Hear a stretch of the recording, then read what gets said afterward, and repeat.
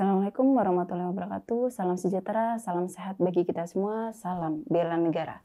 Perkenalkan, saya Desi Purwanisi, salah satu dosen Fakultas Kedokteran Universitas Pembangunan Nasional Veteran Jakarta. Pada kesempatan kali ini, saya akan menyampaikan tutorial tentang penggunaan spektrofotometer UV vis.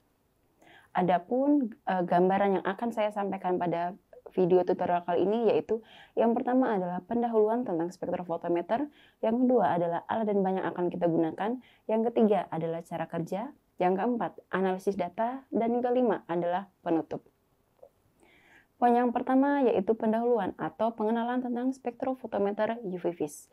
Spektrofotometer sendiri terdiri dari dua komponen utama yaitu spektrometer dan juga fotometer. Spektrometer menghasilkan sinar dengan panjang gelombang tertentu, sedangkan fotometer berfungsi untuk mengukur intensitas cahaya yang diabsorpsi dan ditransmisikan. Metode spektrofotometri UV vis ini merupakan teknik analisis yang menggunakan sinar UV, yaitu sinar pada panjang gelombang 100-400 nanometer, dan sinar tampak atau sinar visible pada panjang gelombang 400-750 nanometer. Dengan prinsip kerja, spektrofotometri UV vis adalah mengukur serapan cahaya oleh suatu senyawa pada panjang gelombang tertentu, di mana sinar yang datang akan diteruskan lalu diserap. Sinar yang diserap intensitasnya berbanding lurus dengan besarnya konsentrasi zat yang menyerap sinar tersebut. Dari prinsip kerja tersebut, spektrometri ini bisa kita gunakan untuk berbagai macam fungsi, khususnya di dunia kedokteran atau kesehatan, dapat digunakan untuk mengukur kadar zat kimia dalam sampel biologis, misalnya serum ataupun jaringan, dengan memanfaatkan interaksi antara cahaya dan materi. Tahapan berikutnya adalah analisis data. Setelah kita mendapatkan data dari lab, maka kita harus menganalisis data tersebut. Yang pertama, data yang kita dapatkan yaitu data standar BSA. Di sini kita akan menggunakan BSA sebagai standar, di mana kita sudah mendapatkan nilai absorbansi dari BSA tersebut. Nilai absorbansi tersebut akan kita gunakan untuk membuat kurva regresi. Dari BSA sudah kita dapatkan nilai absorbansi yang akan kita analogikan sebagai nilai Y, dan juga nilai konsentrasi BSA tersebut yang sudah kita ketahui yang akan kita gunakan sebagai nilai X. Dari data tersebut, kita dapat persamaan yaitu Y sama dengan 0,1258X dikurangi 0,1831 dengan nilai R kuadrat adalah 0,9901. Nilai R yang mendekati 1 artinya persamaan atau regresi kita cukup linear atau bisa digunakan. Tahapan berikutnya setelah kita mendapatkan persamaan regresi tersebut yaitu dari persamaan tersebut akan kita gunakan untuk menghitung konsentrasi sampel, konsentrasi kandungan senyawa yang terdapat dalam sampel. Pada kasus ini kita akan menggunakan serum darah, di mana kita akan mencari tahu konsentrasi protein dalam serum tersebut. Di sini saya menganalogikan jika absorbansi dari sampel kita dapat nilai 0,45, maka nilai 0,45 tersebut kita gunakan sebagai nilai Y. Dari nilai Y tersebut kita bisa menghitung nilai X dengan rumus X sama dengan Y ditambah 0,1831 dibagi dengan 0,1258. Dari persamaan tersebut, maka kita akan mendapatkan nilai X. Untuk mengetahui kandungan protein dalam sampel tersebut, maka perlu kita kalikan dengan faktor pengencer. Pada percobaan kali ini, faktor pengencer yang kita gunakan yaitu sampel kita encerkan 10 kali. Sehingga faktor pengencer harus kita kalikan dengan 10. Maka kita dapatkan nilai yaitu 10 dikali dengan 5,033, kita dapatkan nilai 50,33 mg per mililiter. Demikianlah pemaparan materi tentang tutorial penggunaan spektrofotometer UV vis. Untuk selanjutnya kita akan menuju laboratorium biokimia. Melanjutkan materi sebelumnya tentang tutorial penggunaan spektrofotometer UV vis, kali ini kita akan mencoba menggunakan spektrofotometer UV vis untuk mengukur kandungan protein dalam sebuah sampel. Sampel yang akan kita gunakan kali ini yaitu serum darah kelinci. Untuk penentuan kadar protein dalam sebuah serum darah kelinci, ada beberapa alat dan bahan yang perlu kita persiapkan. Yang pertama, bahan yang perlu kita siapkan yaitu BSA, bovine serum albumin, yang akan kita gunakan sebagai larutan standar. Lalu yang kedua yang kita gunakan yaitu adalah Aquades sebagai belangko ataupun pengencer. Bahan yang ketiga yaitu adalah serum darah tikus itu sendiri. Alat berikutnya kita membutuhkan mikrotub dengan volume kurang lebih 2 ml. Alat berikutnya yaitu mikropipet. Di sini bisa kita atur antara 100 sampai 1000 mikroliter. Lalu ada tip mikropipet biru dan kuvert untuk spektrofotometer, dan tentu saja alat yang terakhir adalah spektrofotometer UV visible. Tahapan yang pertama, kita akan mempersiapkan belangko yang akan kita gunakan, yaitu Aquades.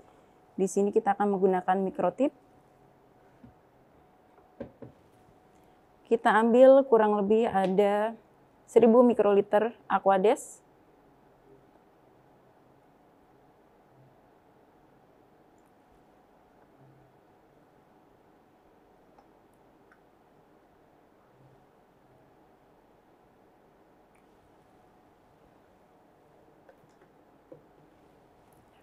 Setelah itu kita ukur panjang gelombang pada kedua belangko ini menggunakan spektrofotometer. Tahapan berikutnya adalah preparasi sampel. Di sini kita akan melakukan pengencaran pada sampel kita. Tahapan yang pertama yaitu kita ambil sampel kurang lebih 150 mikroliter dengan cara memutar mikropipet sampai menunjukkan angka 150. Lalu kita ambil mikrotip biru. Kita ambil sampel kita kurang lebih 150 mikroliter.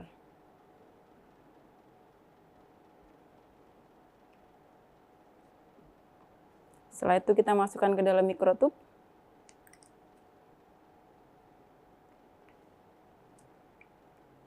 Lalu kita putar kembali mikropipet kita sampai menunjukkan angka 1000 mikroliter. Selanjutnya kita tambahkan 1350 mikroliter pengencer ataupun belangko atau Aquades. Tahapan yang pertama kita putar terlebih dahulu mikropipetnya, lalu kita gunakan untuk mengambil pengencer tersebut. Kita campurkan ke dalam sampel kita, sehingga volume akhir di dalam sampel kita adalah 1500 mikroliter. Dengan kata lain, sampel kita sudah kita encerkan 10 kali lipat. Tahapan selanjutnya kita ambil 1000 mikroliter sampel yang sudah diencerkan, lalu kita masukkan ke dalam kuvet.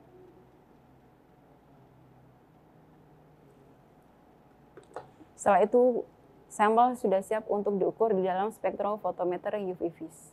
Untuk mengukur kadar protein di dalam serum darah tikus, maka kita akan menggunakan panjang gelombang 280 nanometer. Panjang gelombang tersebut kita gunakan karena panjang gelombang tersebut sesuai dengan panjang gelombang optimum yang didapatkan dari larutan standar. Artinya ketika kita menggunakan bahan atau metode yang lain, kita juga harus menentukan panjang gelombang optimum dari larutan standar tersebut. Karena kita sudah mengetahui panjang gelombang optimumnya, maka kita bisa memilih bagian wavelet program lambda 365+. Dan akan muncul tampilan seperti ini. Lalu kita klik data collection, kita masukkan panjang gelombang yang kita inginkan, yaitu 280, lalu kita klik add. Setelah itu, tahapan berikutnya adalah pengukuran auto zero. Karena tadi kita melakukan pengencaran pada sampel kita, sehingga untuk meminimalisir adanya gangguan dari pengencer atau belangko, kita perlu melakukan auto zero. Caranya yaitu, belangko yang sudah kita siapkan, kita masukkan ke dalam spektrofotometer UV-Vis.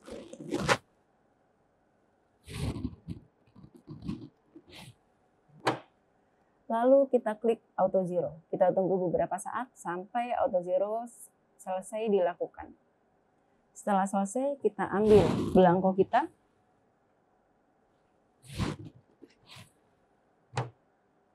Sampel kita sudah siap diukur. Tahapan selanjutnya yaitu kita masukkan sampel kita ke dalam spektrofotometer. Sampel yang sudah disiapkan di dalam kuvet. Setelah kita mengukur auto zero, tahapan selanjutnya adalah kita sudah dapat mengukur sampel kita ke dalam alat spektrofotometer. Sedikit catatan, sampel yang sudah kita masukkan ke dalam kuvet, ada sedikit tips ketika kita menggunakan kuvet. Pada kuvet ini terdapat bagian yang jernih dan juga bagian yang keruh. Kita tidak disarankan untuk memegang bagian yang jernih, sehingga di sini kita sangat disarankan untuk memegang bagian yang keruh saja. Poin yang kedua, ketika kita memasukkan kuvet ke dalam spektrofotometer, pastikan bagian jernih ini menghadap pada sumber cahaya. Kita masukkan, lalu kita klik start. Oke. Kita dapatkan absorbasi dari sampel kita yaitu 2,046. Absorbasi ini masih terlalu tinggi karena menurut hukum Lambert yang berlaku, absorbasi yang bagus berkisar antara 0,2 sampai 0,8. Karena absorbasi kita masih terlalu tinggi, sehingga sangat disarankan untuk pengukuran berikutnya dilakukan pengenceran lebih lanjut 100 kali atau mungkin sampai 500 kali lipat supaya angka tersebut bisa masuk dalam standar 0,2 sampai 0,8. Demikianlah tutorial penggunaan spektrofotometer UV vis untuk pengukuran protein yang terdapat dalam serum darah tikus. Semoga bisa bermanfaat. Kurang lebihnya saya mohon maaf. Wassalamualaikum warahmatullahi wabarakatuh. Salam bela negara.